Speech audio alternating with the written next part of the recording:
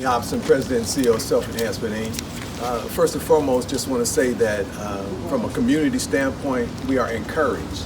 And we are encouraged based on the fact that you see these black young men stepping up and having a voice for what they believe in. And they're speaking for a lot of people. There are a lot of protesters down there that don't look like them, that care enough to show up and have something to say.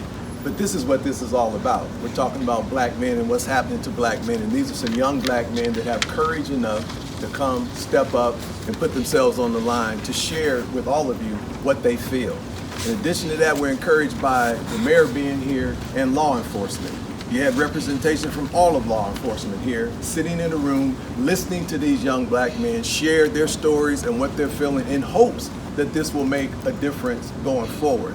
What we talked about that needs to change is accountability.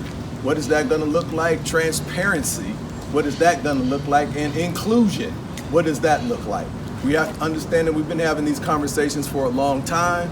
There's a lot of times when we're making a few differences, but not enough. So hopefully, if we can talk about real accountability, we can see some changes in that. We can talk about real transparency and inclusion of individuals like the ones that are standing with me right now, having the opportunity to be in the room when the decisions are being made, and be in the room when we're talking about accountability. So that is our hope. It's a great start. It's only a start. We've got a lot more conversation that we need to have going forward.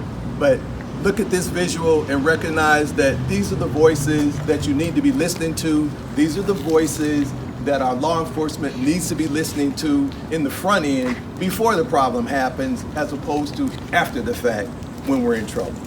Thank you. Thank you. This is your opportunity to ask questions, to